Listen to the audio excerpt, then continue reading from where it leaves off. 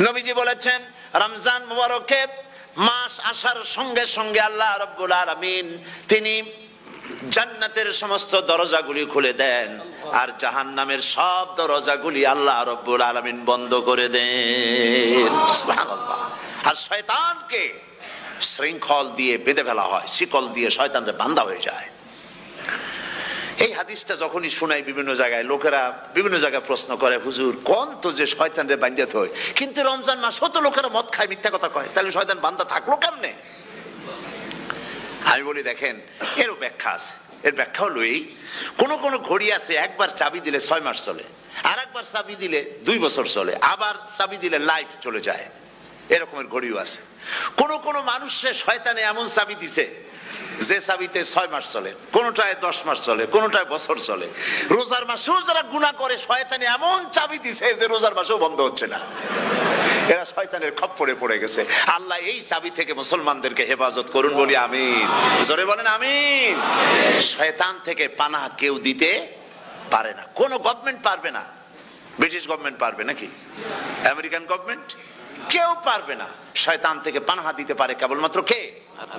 ওই আল্লাহ রাব্বুল আলামিন আমাদেরকে শিখায় দিয়েছেন শয়তানের ওয়াসওয়াসা থেকে আমার কাছে পানাহ চাও। আউযু বিল্লাহি মিনাশ শাইতানির রাজিম। বিতাড়িত মরদুদ শয়তানের ওয়াসওয়াসা থেকে পানাহ চাই, আল্লাহর কাছে পানাহ চাও। আল্লাহ পাক বলেন আমি পানাহ দিতে পারি শয়তানের ওয়াসওয়াসা থেকে। শয়তান থেকে আশ্রয় একমাত্র সিকিউরড, নিরাপত্তা পেয়েছেন আল্লাহর পয়গম্বরেরা। সুবহানাল্লাহ। আম্বিয়া আলাইহিমুস সালাম তারা আল্লাহ কর্তৃক নিয়ন্ত্রিত, শয়তানের ক্ষমতা নাই পয়গম্বরদের কাছে যাওয়া। চতুর সীমানার ভেতরে শয়তান প্রবেশ করে কোন নবীকে ওয়াসওয়াসা দিতে পারবে না, বলি সুবহানাল্লাহ। এই জন্য শয়তান থেকে বেঁচে যাওয়া, শয়তানের ওয়াসওয়াসা থেকে বাঁচা খুবই কঠিন। সেই জন্য আল্লাহ পাক বলছেন শয়তানকে বেঁধে রাখা হয়, জান্নাতের সমস্ত দরজা খোলা, জাহান্নামের সমস্ত দরজা বন্ধ হয়ে যায়। এই নিয়ামতের মাস আমাদের সামনে। প্রত্যেকটি যখন কোন ওয়ার্কশপ হয় তো ওয়ার্কশপের জন্য এক একটা কি বলে সিলেবাস থাকে। রমজান মুবারক একটা ওয়ার্কশপ। এই ওয়ার্কশপের মধ্যে একটা সিলেবাস আছে, সেই সিলেবাসের নাম হচ্ছে কোরআন। কোরআন কোরআন কোরআন নাজিলের মাসে আমরা কি কোরআন তেলাওয়াত করি? বলেন। রোজা হচ্ছে, হাদিস শরীফের মধ্যে বলা হয়েছে আস-সাওমু জুন্নাহ, রোজা হচ্ছে ঢাল। রোজা কি কন্ত? ঢাল। বোঝেন তো ঢাল কি? প্রোটেক্টর। আপনি জিহাদের ময়দানে, যুদ্ধের ময়দানে নিরাপত্তার জন্য, বাইরের থেকে আক্রমণকে ফিরাবার জন্য কি ব্যবহার করেন? ঢাল ব্যবহার করেন। রোজা হচ্ছে ঢাল, শয়তানের সমস্ত আক্রমণ থেকে বাঁচার জন্য রোজা হচ্ছে ঢাল।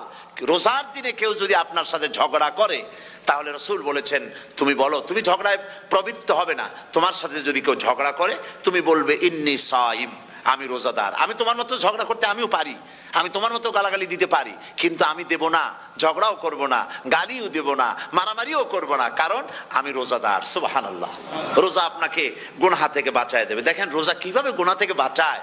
মিথ্যেবাদী, মিথ্যেবাদী সারাক্ষণ মিথ্যে কথা বলে, কিন্তু রোজার মাস আসছে। এখন মিথ্যাবাদী যারা, তাদের ঘনিষ্ঠ লোকদের কাছে শুনেছি যে তারা বলে যদি কোনো লোক দিনের বেলা আইসা যায় আর এমন কথা, যে কথা বলতে গেলে মিথ্যা বলা ছাড়া উপায় নাই তার জন্য, সে তখন বলে ভাই তুমি তো অসময় আসছো, এখন আমি খুব ব্যস্ত, আই এম ভেরি বিজি, তুমি রাত্রে আসো। কথা বুঝতে পেরেছেন তো? রোজা হচ্ছে কি? রোজাটা কি বলে? ঢাল।